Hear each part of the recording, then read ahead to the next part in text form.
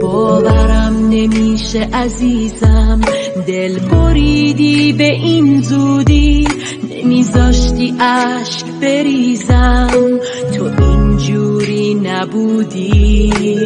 روانیم کردی وقتی رفتی، بهم بگو که برمیگردی، من هنوزم دوست دارم با این که خیلی تغییر کرد، برگردی اصلا با هم بد باش و آرومم نمی کنن آرام بخشام، رفتی پریدی با 100 نفر ولی من تنها موندم و حالام تنها، برگردی اصلا با هم بد باش و آرومم نمی کنن آرام بخشام، رفتی پریدی با 100 نفر ولی من تنها موندم و حالام تنها.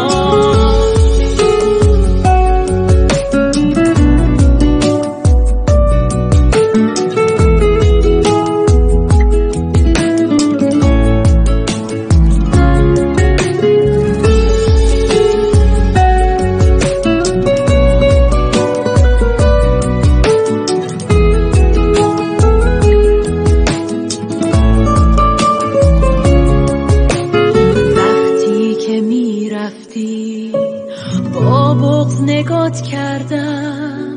انگار نمیشنیدی هرچی صدات کردم،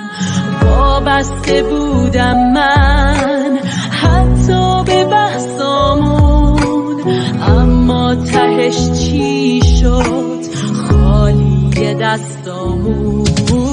برگردی اصلا با هم بد باش و آرومم نمی کنن آرام بخشام، رفتی پریدی با 100 نفر ولی من تنها موندم و حالام تنها، برگردی اصلا با هم بد باش و آرومم نمی کنن آرام بخشام، رفتی پریدی با 100 نفر ولی من تنها موندم و حالام تنها.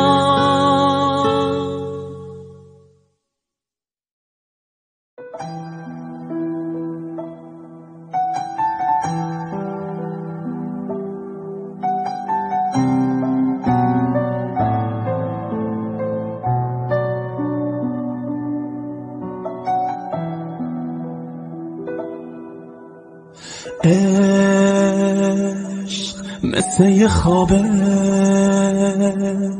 یه حس نابه تو عمق دنیاش قلبو